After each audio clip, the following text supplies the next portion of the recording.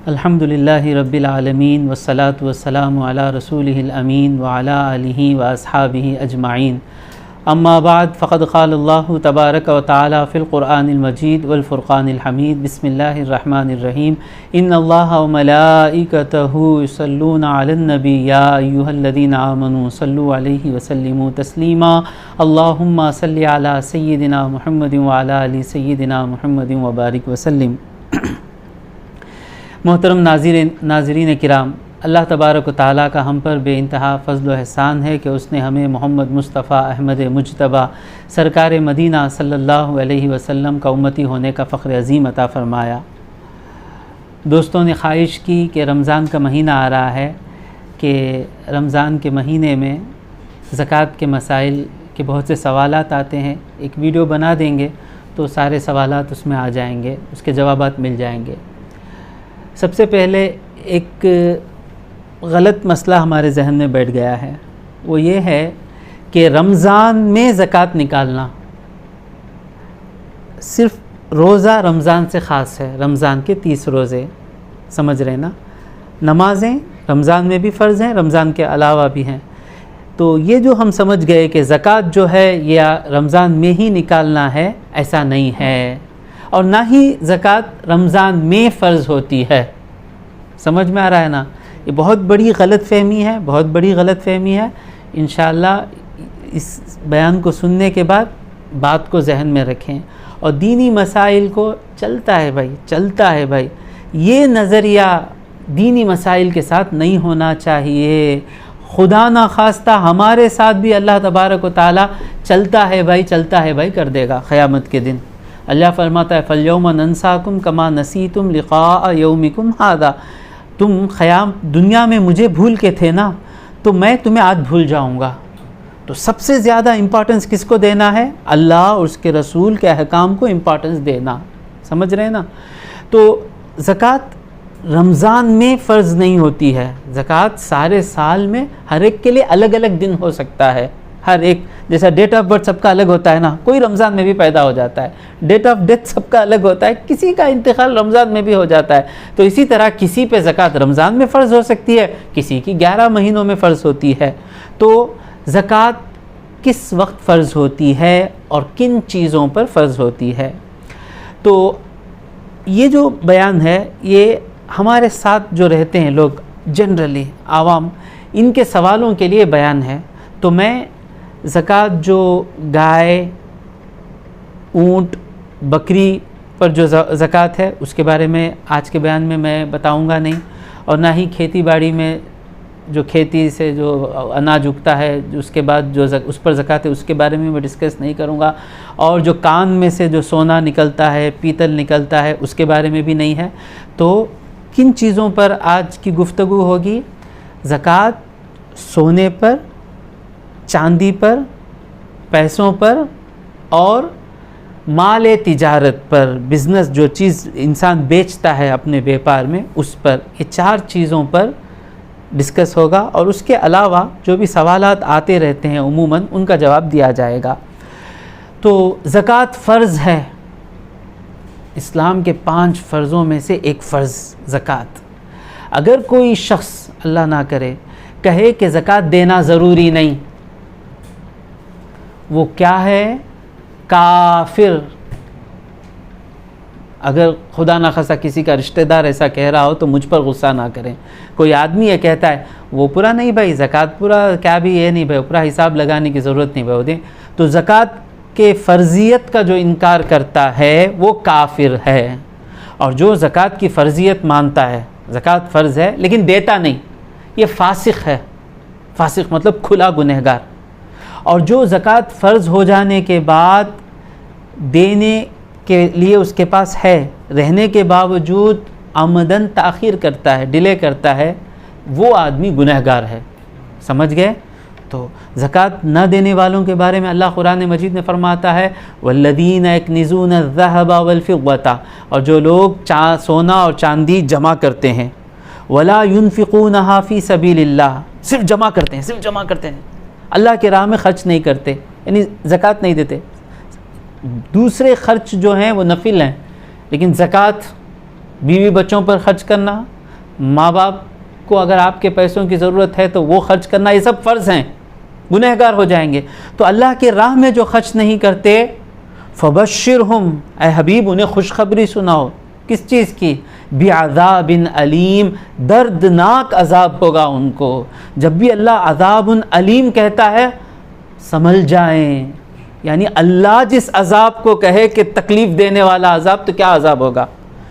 वो अज़ाब क्या है? यौमा युहमा अलैहा फ़ी नारी जहन्नमा, उस दिन जो आप पैसा जमाए, सोना जमाए, चांदी जमाए, ज़कात नहीं निकाले, उन तमाम चीज़ों को जहन्नम की आग में पिघलाया जाएगा, गर्म किया जाएगा।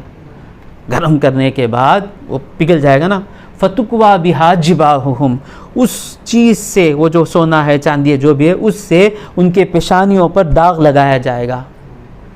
फतुकवा बिहा जिबाहुहुम व जुनूबहुम, उनकी पसलियों को दाग लगाया जाएगा। व ज़ुहूरुहुम, उनके पीठों को दाग लगाया जाएगा। और फिर कहा जाएगा हादा मा कनस्तुम लि अनफुसिकुम, ये तुम्हारे लिए जमाते थे ना। कितनी ज़िंदगी थी भी तुम्हारी? 25 साल में कमाना शुरू करे या 30 साल में कमाना शुरू करे, 60 साल में मर गए, 70 साल में मर गए। इतनी छोटी ज़िंदगी के लिए जो तुम जमाए ना, ये अज़ाब, ये कब तक ये अज़ाब पाते रहना है? अल्लाहु अकबर, हज़ारों साल। हादा मा कनस्तुम लि अनफुसिकुम फज़ूक़ू, चको, मा कुंतुम तकनिज़ून, जो तुम ज़कात निकाले बग़ैर जमाते थे ना, उसका अज़ाब चको। हदीस में कई हदीसें हैं, मुझे मसलों की तरफ आना है। हुज़ूर फरमाते हैं जिस चीज़ की ज़कात नहीं निकाली जाती वो चीज़ क़यामत के दिन अजदे की शक्ल में आएगी और उसके गर्दन में, और उसे पकड़ कर वो अजदा उसे अज़ाब देगा। इस ख़तरे से बचें, ज़कात निकालें। किन चीज़ों पर ज़कात है?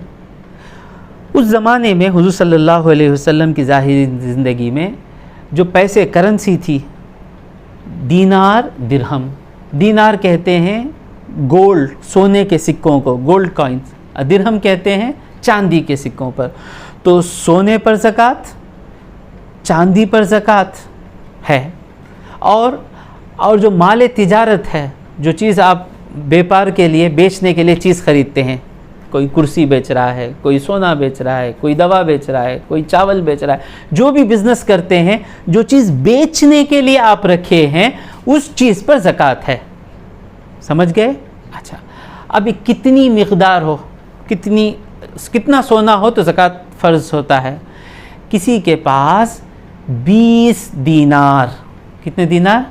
20 दीनार, 20 गोल्ड कॉइन। 20 गोल्ड कॉइन उस ज़माने के, आज इनका क्या हिसाब है? आज हम ग्राम्स में देखते हैं ना। तो जिसके पास 80% ग्राम सोना हो, अगर सौरन कहते हैं, तो सौरन तकरीबन 11 सौरन, 80% ग्राम सोना या तकरीबन 11 सौरन। जिसके पास 11 सौरन का सोना हो, 80% ग्राम सोना हो, तो उस शख्स पर 1 साल उसके पास रहे, 80% सौरन सोना आ गया या उससे ज़्यादा आ गया, और 1 साल उसके पास रहा, तो उस पर ज़कात फ़र्ज़। या 200 दिरहम चांदी, 200 दिरहम चांदी की कीमत क्या है? 612 ग्राम चांदी या उससे ज़्यादा किसी के पास है, और उस पर 1 साल गुज़र गया, तो उस पर क्या है? ज़कात फ़र्ज़ हो गई। अब पैसे आ गए, आज से 100-150 साल पहले पेपर करेंसी आ गई। अब ये पेपर करेंसी उस ज़माने में नहीं थी। अब क्या करेंगे? सोना या चांदी, दोनों को कंपेयर करेंगे। तो पेपर करेंसी की वैल्यू 80% ग्राम सोने की हो, और पेपर करेंसी की वैल्यू 612 ग्राम चांदी, इसमें से जो कम है वो लिया जाएगा। आज मेरे ख़्याल से 60 पर 7 रुपये है चेन्नई में, इंडिया में, चेन्नई में 1 ग्राम चांदी की कीमत क्या है? तकरीबन 60 पर 7 रुपये है, तो 40 पर 1000 आता है। और सोने की 24 कैरेट गोल्ड की क्या है? तकरीबन 5000 है। तो 80% को 5000 से ज़रब दीजिए, 4.5 लाख के करीब आता है। तो 4.5 लाख कम है या 40 पर 1000 कम है? 40 पर 1000 कम है। तो अगर कम में जाएंगे तो गरीब का फ़ायदा है। आप बोलेंगे कि 4.5 लाख रुपए जमे तो ही ज़कात देना, इसमें जिसके पास पैसा है उसका फ़ायदा है, गरीब का नुकसान है। आप कहें 40 पर 1000 तेरे पास हैं तो ज़कात देना, तो इसमें फ़ायदा किसका है? गरीब का फ़ायदा है। तो जिसमें गरीब का फ़ायदा है वो लेंगे। तो किसी के पास 40 पर 1000 पैसे आ गए, या दुकान खोला, 40 पर 1000 या उससे ज़्यादा का माल बेचने के लिए रख लिया, तो जिस दिन आपके पास ये 40 पर 1000 रुपये आए, या 80 पर 7 ग्राम सोना आया, या चांदी आई, तो जिस दिन आप मालिके निसाब बने, 40 पर 1000 आपके पास आ गया तो आप क्या बन गए? मालिके निसाब। 80 पर 7 ग्राम गोल्ड आ गया तो आप क्या बन गए? मालिके निसाब। 612 ग्राम चांदी आ गई तो आप क्या बन गए? मालिके निसाब। आप दुकान खोले, आपके दुकान में 40 पर 1000 का माल बेचने के लिए है तो आप क्या बन गए? मालिके निसाब, ओनर ऑफ निसाब बन गए। तो जिस दिन आप मालिके निसाब बने वो दिन आपका ज़कात का दिन है। याद रख लें भाई, वो दिन मुहर्रम की 15 तारीख हो सकते हैं, सफ़र के 10 तारीख हो सकते हैं, रबीउल अव्वल की 8 तारीख हो सकते हैं। तो सारी 90% उम्मत आज क्या कर रही है? रमज़ान में हिसाब लगा रही है। तो इतने दिनों का जो आप मालिक निसाब बनकर हैं वो तो हमेशा के लिए पीछे रह जाएंगे ना। समझ में आ रहा है? तो जिस दिन जो भी अब नया शुरू करने वाला, अब जिनसे गलती हो गई, रमज़ान 1 तारीख ही चलते गाड़ी चलाते रहिए। जो अभी नहीं बने हैं मालिक निसाब, याद रखें। तो आज मैं मालिक निसाब बन गया। तारीख़ क्या है? मिसाल के तौर पर रबीउल अव्वल की 15 तारीख़ नोट कर लें।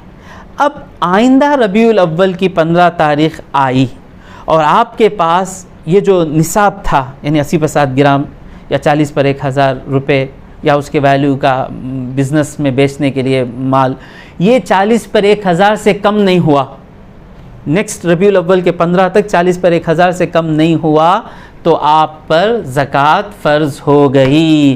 किस दिन आप कैलकुलेट करना है? हर साल रबीउल अव्वल की 15 आपकी तारीख़ है। ये जो ज़कात का हिसाब है ये जनवरी फरवरी पे नहीं चलता है। किस पे चलता है? मुहर्रम, सफ़र, रबीउल अव्वल, जिन महीनों के नाम हम में से अक्सर को याद नहीं है और इस पर हमको शर्म भी नहीं है। शर्म नहीं, बिल्कुल शर्म नहीं। बच्चों को भी हम जनवरी फरवरी मार्च LKG UKG में सिखा देते हैं। MBA भी ख़त्म हो जाता है, PhD भी ख़त्म हो जाती है। मुहर्रम, सफ़र, रबीउल अव्वल याद कराने की ना हमें फ़िक्र है, तो इतना ही हम दीन को इम्पोर्टेंस दे रहे हैं। अल्लाह करे हमारे लिए जहनों में इस्लाम की, शरीयत की अहमियत बढ़े। तो अब 1 साल गुज़र गया तो क्या हो गया? ज़कात। अब एक सवाल है, मेरे पास 40 पर 1000 आ गए, रबीउल अव्वल 15 तारीख़ को मैं नोट कर लिया। बीच में रजब में वो 40 पर 1000 कम हो गए, या 80 पर 7 ग्राम सोना था, कम हो गया। आप वो तारीख़ ना छोड़ें। आप मालिक निसाब बने थे ना, वो तारीख़ रखें। आइंदा रबीउल अव्वल के 15 तक वो कम ही रहा, आप मालिक निसाब नहीं रहे, वो 40 पर 1000 आपके 10,000 बन के ही रहे। आइंदा रबीउल अव्वल तक तो तारीख़ को हटा दें। ऐसा नहीं बीच में कम हुआ, फिर रबीउल अव्वल आने से पहले फिर वो 40 पर 1000 बन गया, तो आपकी वो तारीख़ बरकरार रहेगी। समझ में आया? कुछ सवाल है?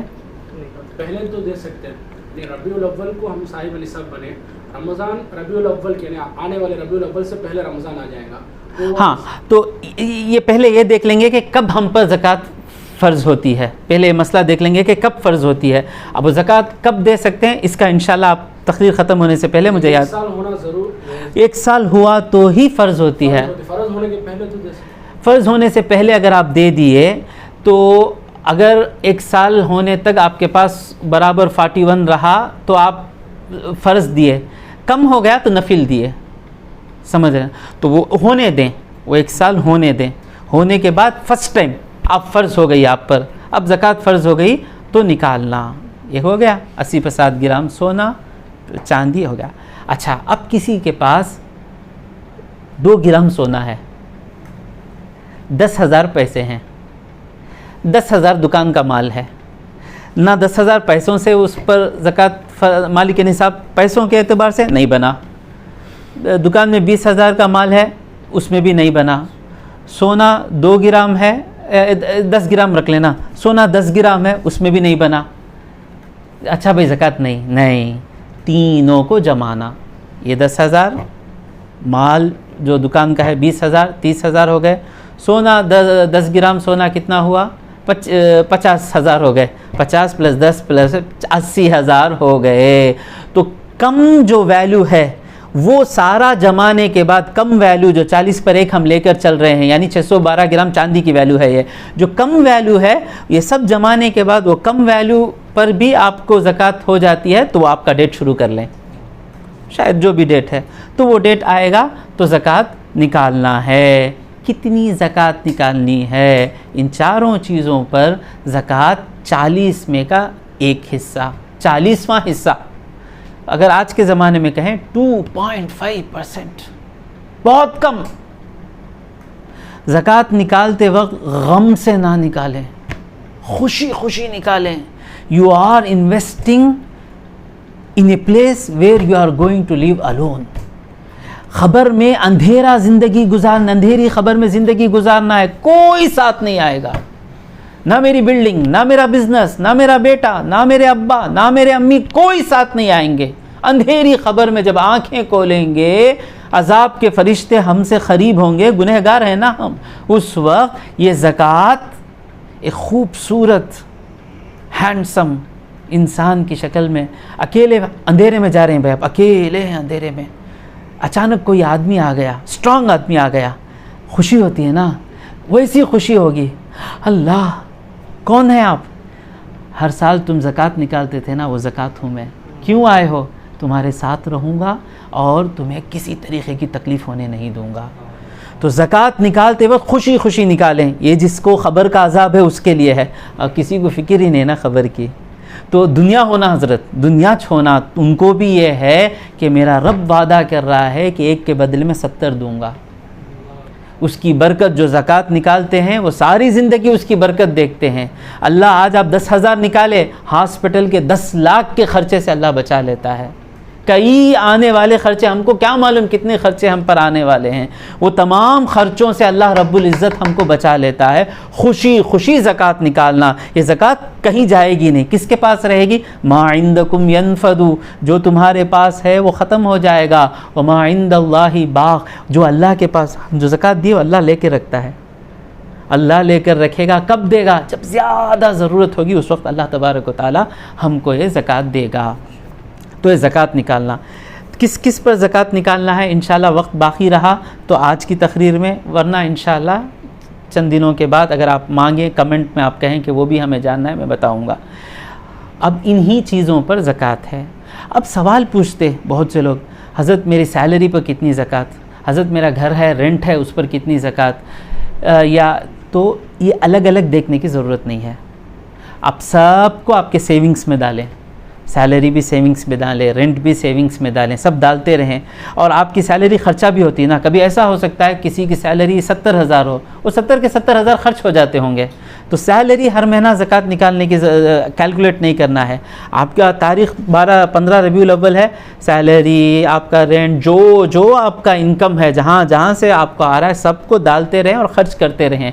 जिस दिन आपको अप्रैल यानी रबीउल अव्वल के 15 तारीख़ को आप हिसाब लगाएंगे, जितना आपके पास जमा है उस सब पे ज़कात डाल दें।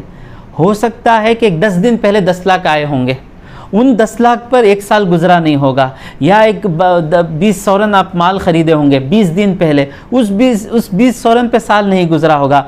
आपकी तारीख़ मुअय्यन होने के बाद फ़र्स्ट टाइम 1 साल देखना, उसके बाद 1 साल देखने का नहीं है। वो फ़र्स्ट टाइम में भी, यानी 41,000 था आपके पास रबीउल अव्वल के 15 तारीख़ को, रबीउल आखिर को 51 हो गया, रजब को वो 1 लाख बन गया, रमज़ान में वो 2 लाख हो गया, जुल्हज में वो 3 लाख हो गया, सफ़र में वो 4 लाख हो गया। तो वो सफ़र में ही 1 लाख ज़्यादा आए थे, तो अब उस पर कितने दिन गुजरे देखेंगे नहीं।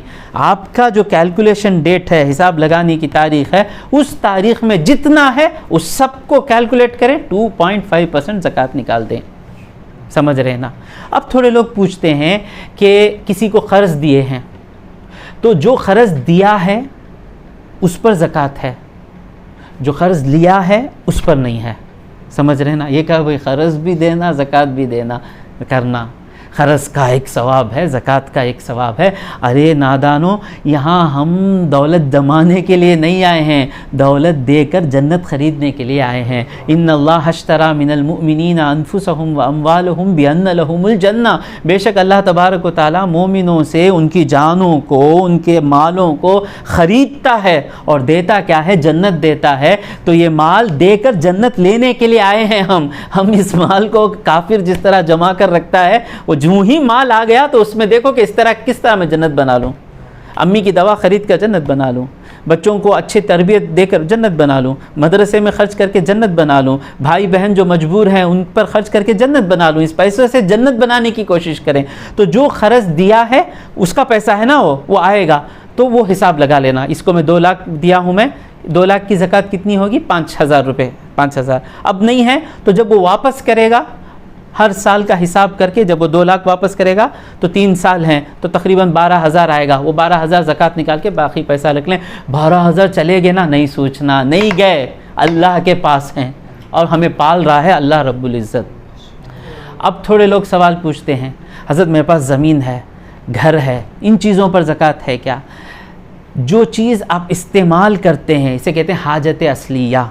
तो हाजत असलिया, जो चीज़ें आपकी ज़िंदगी में गुजारने के लिए ज़रूरी हैं, घर है, गाड़ी है, टीवी है, बंगला है, जो भी है इस्तेमाल कर रहे हैं, इन पर ज़कात नहीं है। सोना, चांदी, पैसा और क्या? माल तिजारत। तो आपकी कितनी भी एकड़ ज़मीनें हों, ज़कात नहीं है। और इसी तरह मोती पर ज़कात नहीं, हीरे पर ज़कात नहीं, सोने के अलावा जो भी है, जो भी कीमती चीज़ें हैं, उन मोती, हीरा, इस पर ज़कात नहीं है। क्यों नहीं है? इसकी कई हिकमतें हैं, इंशाल्लाह फिर आप पूछें, पर्सनल समझा देंगे। तो इन चीज़ों पर ज़कात नहीं है। हाँ, आदमी ज़मीन ख़रीद रहा है और ख़रीदते वक्त एक ही नीयत है कि ख़रीदूँगा, मोल बढ़ने के बाद बेचूँगा, यानी बेचने के लिए ही ख़रीदा, बेचने के लिए ही घर ख़रीदा, बेचने के लिए ही मोती ख़रीदा, तो नीयत अब क्या हो गई? बेचने की हो गई। तो ये तमाम चीज़ें क्या हो गए? माले तिजारत हो गए। तो इन तमाम चीज़ों पर ज़कात है। ज़मीन ख़रीदा, उस वक्त उसकी एक नीयत नहीं है, बेच भी सकता हूँ मैं, उस पर घर बन भी सकता हूँ, मेरे बच्चों को भी दे सकता हूँ, कुछ भी कर सकता हूँ। अगर एक नीयत नहीं है, कई नीयतें हैं, तो उन तमाम चीज़ों पर ज़कात नहीं है। अब एक सवाल आता है कि जो एडवांस देकर हैं, कोई बड़ा एडवांस दे के छोटा किराया देते हैं या छोटा एडवांस दे के बड़ा किराया देते हैं, जो एडवांस दे दिए इस पर ज़कात है क्या? तो जो एडवांस दिए वो हमारा पैसा है ना, वो हम पर आएगा वापस, तो एडवांस पर ज़कात है। 2 लाख रुपए एडवांस दिए हैं तो उसकी 2 लाख की ज़कात कितना हुई? 5,000। हर साल उसकी ज़कात 5,000 निकाल दें। अब आप कैसा निकालें? या कोई 10 लाख एडवांस दे के 1,000 रुपये किराया दे रहा है, तो 10 लाख की एडवांस कितना हुई? 25,000 हुई। 25,000, अल्लाह 25,000 निकालना ना, तो इसको इस तरह बना लें, 25,000 को 12 महीने से तकसीम करें, कितना होगा? तकरीबन 2,100 2,200 पड़ेगा ना। तो हर महीना 2,200, आप 10 लाख है आप देकर हैं एडवांस, हर महीना 2,200 निकाल दें। अब डिश के लिए ख़र्चा कर रहे हैं, मोबाइल डेटा के लिए ख़र्चा कर रहे हैं, ये अपने लिए, अपनी ख़बर के लिए तो थोड़ा कर लेना। LIC में जमाते हैं, वहाँ जमाते हैं, यहाँ आते हैं, वो इंश्योरेंस वाला दे भी सकता है, नहीं दे सकता है, लेकिन मेरा रब के पास जो आप इंश्योरेंस कर लिए वो ज़रूर मिलेगा हमको, समझ रहे ना। तो एडवांस पर ज़कात लगाना। अब नहीं है, हाथ में नहीं है, तो जब वो एडवांस हमारे पास वापस आएगा, जितने साल आप थे वो ज़कात निकालना। अब उसके बाद जो है, कोई चीज़ आप गिरवी रखते हैं, रहन रखते हैं, मॉर्टगेज करते हैं ना, इंग्लिश में वही कहते हैं, तो उस पर ज़कात नहीं है। अब मैं सलमान के पास 10 लाख में, यानी मैं सलमान को 25 सौरन सोना देकर गिरवी रख के कोई चीज़ लिया, तो उस चीज़ पर ना सलमान पर ज़कात है क्योंकि उनकी नहीं है, ना मुझ पर है क्योंकि वो गिरवी है, वो मैं वापस ले सकूँगा या नहीं ले सकूँगा मुझे भरोसा नहीं है। तो इसी तरह जो ख़र्च आपका आएगा नहीं आएगा मालूम नहीं, उसका हिसाब लगा के रख लें, आया तो निकालें, नहीं आया तो छोड़ दें। और कोई चीज़ है जो बार बार सवाल आते रहते हैं, अब PF पूछते हैं लोग, प्रोविडेंट फंड, यानी आप जहाँ काम कर रहे हैं वो कंपनी आपके सैलरी में से थोड़ा थोड़ा पैसा निकालती रहती है और आपको मालूम रहता है कितना निकाल कर है। जब आप रिटायर होएंगे या आप रिज़ाइन करेंगे तो पैसा आपको मिलेगा। तो ये जो PF है आपका, 50,000 है, 1 लाख है, 2 लाख है, उस पर भी ज़कात निकालना। 2 लाख है तो 5,000 ज़कात निकाल देना। नहीं अब नहीं है हज़रत, तो जब PF आएगा, जब आएगा 10 साल 15 साल के बाद, तो उस PF का ज़कात निकाल देना है। कितना भाई निकालना? अल्लाह आपको 100 रुपये देता है तो उसमें से 2.5 रुपये ही अल्लाह को दे रहे हैं, आप निकाल रहे हैं। वो किसे दे रहे हैं? वो भी गरीब को जा रहा है। सब खुश रहेंगे तो हम खुश रहेंगे। हकीकी खुशी कब है? सब खुश रहे तो हम खुश रहेंगे।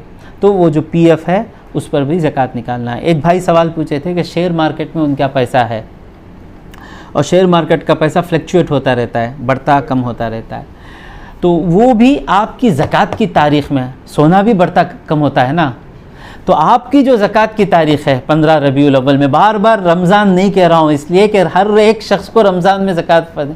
अच्छा अब ये रमज़ान में निकालने की आदत कैसे पड़ी?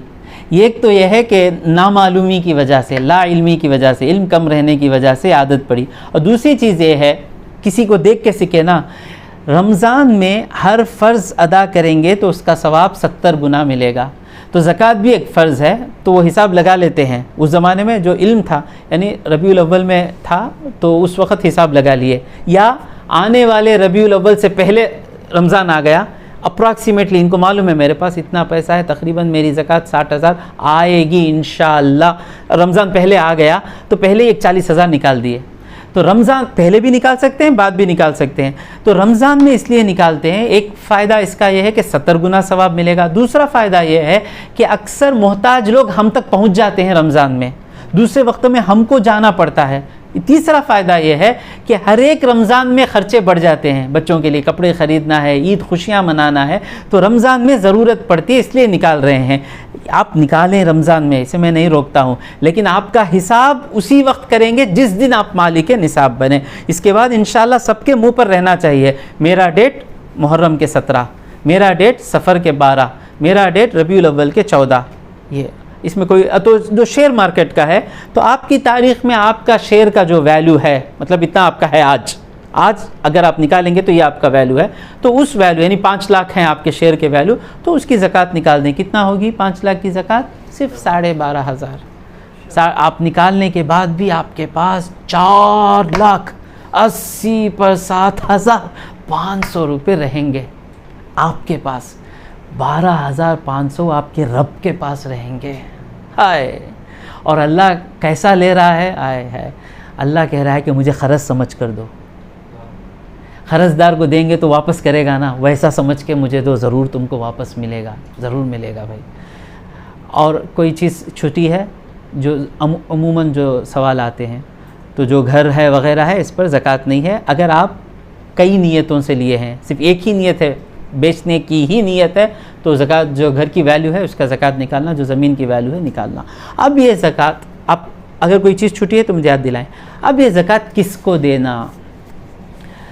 सैयद को ज़कात नहीं देना।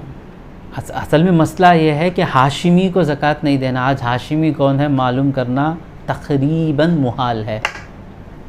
सैयद मालूम करना भी मुश्किल होता जा रहा है, लोग नामों के साथ सैयद नहीं लगा रहे हैं, जो सैयद हैं वो नहीं लगा रहे हैं। तो सैयद हैं, ज़कात नहीं देना। और किसको ज़कात नहीं देना?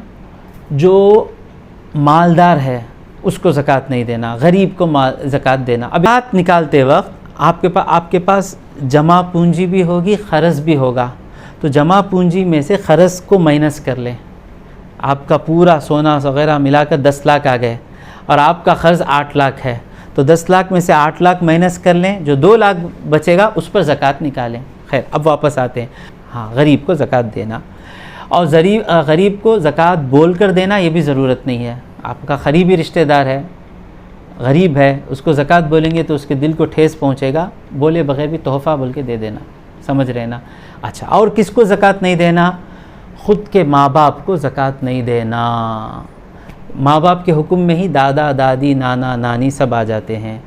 और फिर ज़कात अम्मी अब्बा को नहीं दे तो किसे देना? अस्तग़फ़िरुल्लाह, तुमसे बढ़कर नालायक निकम्मा कौन है? तुम्हारे पास पैसा हो और ज़कात माँ बाप को दे रहे हैं। हमारी कमाई में सबसे पहला हक़ माँ बाप का हो। ये नाचीज़ को बचपन से खुशी कब होती थी? जो भी पैसा आया अम्मी के हाथ में देने में खुशी मिलती है। तो हमारे पैसे में सबसे बड़ा हक़ हमारे माँ बाप का है। ऐसा बच्चा बनना कि माँ बाप समझें कि बेटे का माल मेरा माल है, वैसा बेटा बनने की कोशिश करें। और शौहर बीवी को ज़कात नहीं दे सकता, बीवी शौहर को ज़कात नहीं दे सकती, माँ बाप औलाद को ज़कात नहीं दे सकते, ये ज़कात नहीं है। और मालदार, जो मालदार है, जिसके पास 1 साल से 40 पर 1000 जमा होकर है, ख़र्ज भी नहीं है, मालदार की नाबालिग औलाद को भी ज़कात नहीं दे सकते।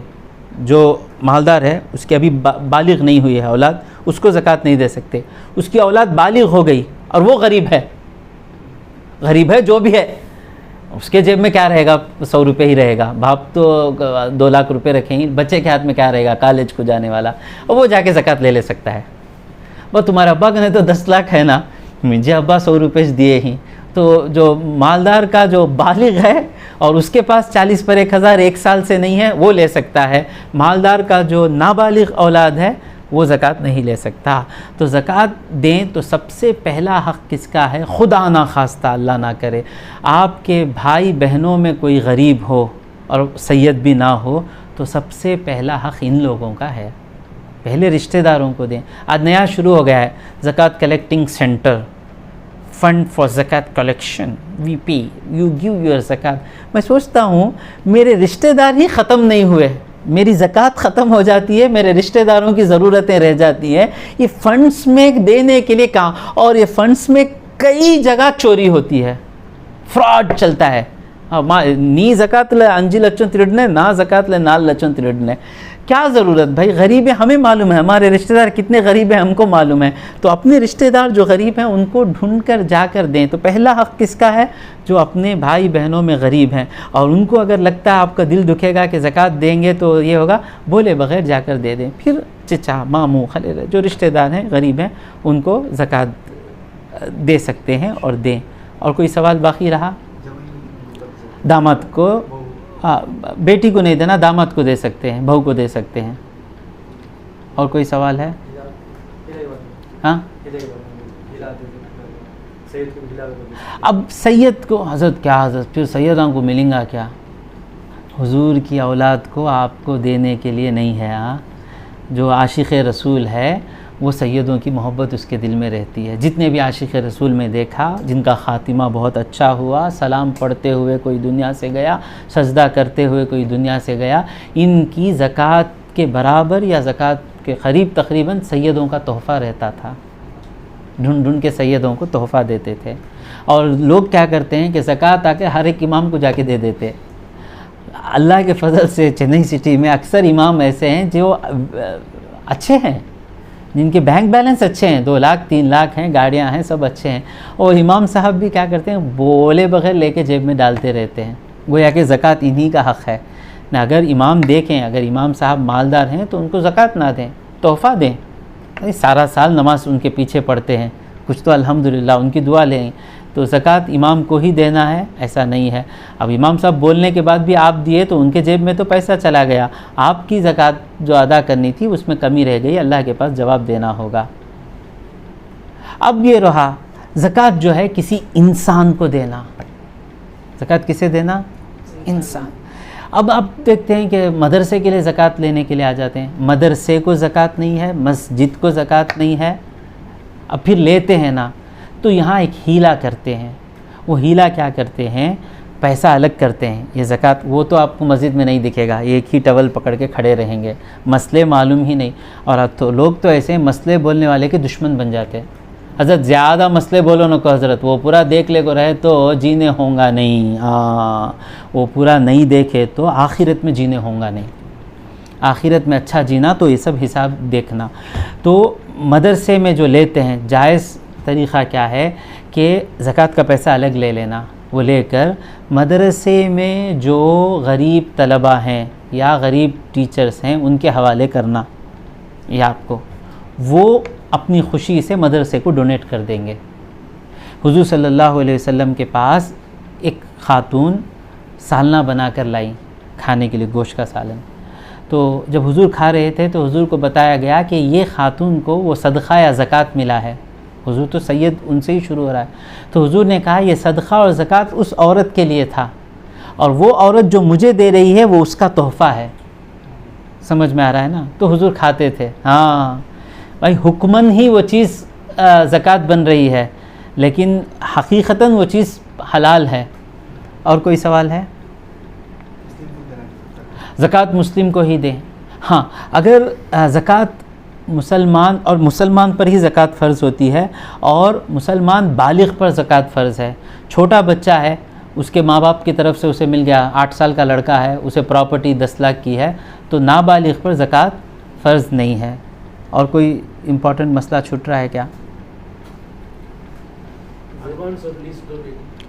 मैं लीज़ का लफ्ज़ इसलिए इस्तेमाल नहीं कर रहा हूँ कि वो, तो मैं बोल रहा हूँ बड़ा एडवांस, छोटा एडवांस। और लोन जो भी आपका जो है माइनस कर लेना है, जितना भी आपके पास ख़र्ज़ है उसको आप माइनस कर लेना है। अब थोड़े लोग ये कहते हैं कि भाई बिज़नेस है, हज़रत मेरा बिज़नेस चलता नहीं है, हाथ में क्या भी पैसा नहीं है मेरे, कैसा ज़कात निकालना? तो वो जो आपका माल तिजारत है उसमें से 2.5% किसी को दे दें। फ़ैन बेच रहे हैं, हाथ में पैसा नहीं है, तो 2.5% वैल्यू के फ़ैन जो हैं गरीबों को जाके दे दें। या हर बिज़नेस में छोटा व्यापारी रहता है, गरीब रहता है, 1-2 चीज़ लेके बेचता है, तो उसको दे दें वो चीज़, वो बेच लेगा, क्या भी कर लेगा। आप यूज़ करने की चीज़ ही तो बेचेंगे ना। नहीं, शराब बेच रहे हैं क्या? हराम है, हराम, वो बिज़नेस भी हराम, उस पर क्या ज़कात निकालेंगे? शराब जाकर लोगों को बांटेंगे, ज़्यादा दुआ मिलेगी। हाँ, अस्तग़फिरुल्लाह, ये तो हराम बिज़नेस, हराम है, हराम है, हराम चीज़ पर क्या ज़कात लगाएंगे? और कोई सवाल है? गोल्ड है, लेकिन आपको गोल्ड का जो हमना ये है, जो ज़कात निकालना है उतना नहीं है, लेकिन आपको गोल्ड का हमें उसे कन्वर्ट कर को मनी को, हाँ चांदी का जो है नहीं 41,000 है नहीं, वो हिसाब से जी, वही तो मैं बोल रहा था। मिला दिए नहीं? हाँ, मिला दिए। अगर आपको मिलाने के लिए एक 10 रुपये तभी आपके पैसे रहना, खाली गोल्ड है। सलमान सिर्फ गोल्ड जमा के बैठ गए, बीवी आई, सिर्फ गोल्ड, ना पलंग, ना बीरो, ना फ़ैन, सिर्फ गोल्ड, जेब में 1 रुपया भी नहीं। अगर ऐसा शख्स है तो 80% ग्राम पर ही ज़कात फ़र्ज़ होगी। या 10 रुपये भी जेब में हैं आपके, तो 10 रुपये आपके साथ मिल जाएंगे। अगर वो गोल्ड 10 ग्राम भी है तो 10 रुपये उस 10 ग्राम के साथ मिलकर ज़कात फ़र्ज़ हो जाएगी। और गोल्ड में भी जो सेलिंग प्राइस है वो 2 प्राइस डालते हैं, सेलिंग प्राइस, बाइंग प्राइस। तो आपका जो सोना है आपको वो क्या मिलेगा, यानी अब है तो 5,016 है, ये जो है आप ख़रीदेंगे तो 5,016 पे ख़रीदेंगे। आपका जो सोना है ये आप बेचेंगे तो 4,800 में बेचेंगे। तो जो सेलिंग प्राइस है वो माइनस कर लें, और वो जो आप उसके बाद में वो जो ये निकालेगा, वेस्टेजेस वगैरह निकालेगा, वो सब निकाल कर आपको जो पैसा मिलेगा उस पैसे पर ज़कात निकालना है। आसान कर दिया मैं थोड़ा। हाँ, अब और ये चीज़ बीवी से पूछें, मोहतरमा ये माल आपका है या मेरा है? मेरा जी, तो आप ज़कात निकालें। तो जिनका है उन पर निकालना है, लेकिन वो मोहब्बत है शौहरों की कि अपनी बीवी का माल उनके पास रखते हुए ही वो अपनी मोहब्बत में हेल्प कर रहे हैं उनको ज़कात निकालने के लिए। खुदा ना खास्ता अगर ऐसा हाल आ गया कि पैसा कुछ भी नहीं है तो थोड़ा माल दे दें गरीबों को, थोड़ा माल गरीबों को दें। सहाबियात कैसी थी मालूम? अल्लाहु अकबर। एक जंग में हुजूर सल्लल्लाहु अलैहि वसल्लम, ख़तरनाक जंग है रूमियों के साथ, ख़तरनाक, वो जंग के लिए अगर तैयार नहीं हुए तो ख़त्म हो जाएगा। तो हुजूर ने कहा कि जंग के लिए पैसों की ज़रूरत है, तो कहते हैं कि फ़ौरन औरतें अपनी बंगड़ियाँ निकाल रही हैं, अपनी कान की बालियाँ निकाल रही हैं, फ़ौरन औरतों के गहनों से हुजूर सल्लल्लाहु अलैहि वसल्लम का जो दामन वो फैला हुआ था, कपड़ा बढ़ गया।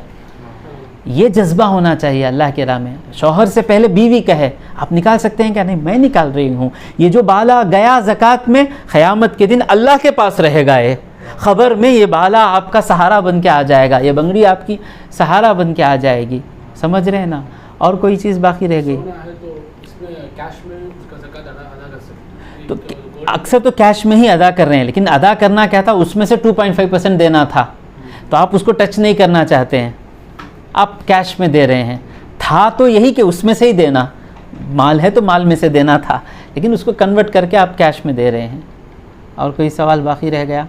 तो ये कहते हैं कि ज़कात का हिसाब नहीं लगाते, बेहिसाब देते। नहीं, हिसाब लगाना। नमाज 4 रकात तो 4 रकात। अल्लाह के फ़ज़ल से मैं शाबान के, मेरी इत्तिफाकन कोइंसिडेंट है कि मेरा ज़कात की तारीख़ 1 रमज़ान है, इत्तिफाकन। ऐसा नहीं है कि मैं 1 रमज़ान बना लिया, वो वैसे ही हो गया तकरीबन, यानी शाबान के कुछ दिन पहले आया तो वो ज़कात में पे कर डाल कर मेरा तारीख़ में 1 बना लिया। तो मैं उससे पहले हर मेरा दुकान में जितना स्टॉक है पूरा हिसाब लगाता हूँ, बराबर हिसाब लगाना, या थोड़ा ज़्यादा लगाते रहना, थोड़ा ज़्यादा लगाते रहना, हाँ भाई इतना है, कितना रहेगा है माल, तो वो हिसाब बराबर लगाना। जिस तरह नमाज में हाथ बराबर बांधते हैं, सजदा बराबर करते हैं, हज में ihram बराबर बांधते हैं, बराबर बांध लेते हैं, एक शोल्डर दिखाने का। कैसा हज़रत बनना हो, ये सब कामों में बराबर रहेंगे। तहज्जुद में कितने रकात पढ़ना हज़रत, फ़ितरा कितना निकालना हज़रत, इंशाल्लाह फ़ितरा का टाइम नहीं है, फ़ितरा का सवाल बहुत आता है, कितना निकालना हज़रत, 2 किलो 400 ग्राम गेहूँ, कितना रेट बोलो हज़रत, अनाची के पास जाकर पूछो भाई, नहीं तुम्हें बोलो हज़रत, बोर्ड पर डालो हज़रत, कितना डाले, 100 रुपये, क्या हज़रत 100 डालते हैं, 120 डालो हज़रत, अल्लाह को देना हज़रत, 20 रुपये दिए तो क्या जाता। अल्हम्दुलिल्लाह फ़ितरे के बारे में इतने सवाल आते हैं, ज़कात के बारे में मुश्किल। लेकिन आज जनरेशन ऐसा है, अल्लाह के फ़ज़ल से रमज़ान अभी आया नहीं, व्हाट्सएप पे ज़कात के सवाल आ रहे हैं, अल्लाह सलामत रखे। मेरी तबीयत भी बराबर नहीं है, फिर भी मैं इसलिए तकरीर कर रहा हूँ कि कोई 100 आदमी या 50 आदमी तकरीर सुनकर सही से ज़कात निकाल दें तो शायद वही मेरी ख़बर में मेरी नजात का ज़रिया बन सके। और कोई सवाल है? हाँ, तो अगर आप शारिक कह रहे हैं कि शारिक रमज़ान में ही देना चाहते हैं, रबीउल अव्वल 15 को हिसाब लगा दिए, पैसे निकाल के रख लें, ये ज़कात के पैसे हैं, रख लिए, जब रमज़ान आया रमज़ान में दे दिए। नीयत आपकी देर करने की नहीं है, वो गुनाह है। नीयत आपकी क्या है, रमज़ान का ज़्यादा सवाब कमाना है, और रमज़ान में लोगों को ज़रूरत रहती है, पहले भी निकाल सकते हैं, 4-5 साल की पहले भी निकाल दे सकते हैं। अगर आप नहीं रहा, खुदा ना खास्ता गरीब हो गए, पैसा तो अल्लाह के पास है, किसके पास जा रहा है ज़कात का पैसा? अल्लाह के पास जा रहा है, जो हमको मिलेगा हमको मिलेगा, वो हमारे बच्चों को नहीं मिलेगा ना हज़रत। एक खुशखबरी मैं आपको देता हूँ, अगर हम ज़कात अच्छा ज़्यादा दे के ऊपर जन्नत को चले गए, हाँ, अगर हमारे बच्चे ईमान की हालत में इंतकाल हुए तो अल्लाह क्या कह रहा है, माँ बाप के साथ बच्चों को जोड़ देगा। अगर मेरे इंशाअल्लाह है, मेरे अब्बा का दर्जा मेरे से बुलंद है, मैं गुनहगार हूँ, निकम्मा हूँ, लेकिन अल्लाह का वादा है कि क़यामत के दिन अल्लाह माँ बाप के साथ बच्चों को जोड़ देगा। तो आप ज़कात दे दिए, तो ज़्यादा दे दिए तो फ़ायदा आपको मिलेगा ना, उसके साथ साथ वो फ़ायदा किसको मिलेगा? आपके ऑटोमेटिकली आपके माँ बाप, आपके बच्चे आपके साथ आ जाएंगे। जितना एक ख़ानदान का एक आदमी दर्जों में बुलंद होता है, मतलब क्या, उसके माँ बाप उसके साथ आ गए, ठीक है। अब उसके माँ बाप उसके साथ आ गए तो उनके बच्चे जो इसके भाई बहन हैं वो भी साथ आ गए। अच्छा, वो भाई बहन साथ आ गए तो उनके बच्चे जो हैं उनके माँ बाप के साथ आ गए। एक भी ख़ानदान से ऊपर आ गया तो जिससे रिश्ते जुड़ते जाते हैं वो सब उसके साथ ऊपर आ जाएंगे। भाई बड़ी चीज़ है भाई, मौत, अल्लाह मौत को अब चंद दिन पहले ही अचानक मौत क्या होती है उसका एहसास हुआ मुझे। पल में चले जाएंगे, पल में चले जाएंगे। जब जाएंगे ना उस वक्त ऐसा जाएं कि कुछ वहाँ पर संभाल के रखे हों, जो कोई चीज़ आपकी इंतज़ार कर रही हो। और कुछ सवाल है? अल्लाह रब्बुल इज़्ज़त से दुआ है कि मौला जो कुछ, जी बोले, अगर आपके कोई सवाल बाकी रह गए हों तो यूट्यूब में कमेंट सेक्शन है, वो कमेंट कहाँ आता है, अगर आप सब्सक्राइब कर देंगे, वहाँ पे बटन रहेगा सब्सक्राइब, अगर आप सब्सक्राइब दबा देंगे तो नीचे कमेंट सेक्शन रहता है, वो कमेंट सेक्शन में क्लिक करके आप वहाँ पर टाइप करें आपका सवाल। तो अगर सवालात ज़्यादा आ गए तो इंशाअल्लाह एक और यूट्यूब का बयान बना देंगे। एक दो आदमी का ही सवाल है तो आपका फ़ोन नंबर दे दें या आपका ईमेल आईडी दे दें, तो उस ईमेल आईडी या फ़ोन नंबर पर आपको इंशाअल्लाह जवाब बता देंगे। अगर खुदा ना खास्ता इस तकरीर में कोई गलती भी आपको मिले तो हमको आगाह करें, इंशाअल्लाह हम उसको सही करने की कोशिश करेंगे। अल्लाह रब्बुल इज़्ज़त से दुआ है कि जो कुछ कहा और सुना उस पर अमल करने की तौफ़ीक़ अता फ़रमाए। व आखिरु दावाना अनिल हम्दुलिल्लाहि रब्बिल आलमीन।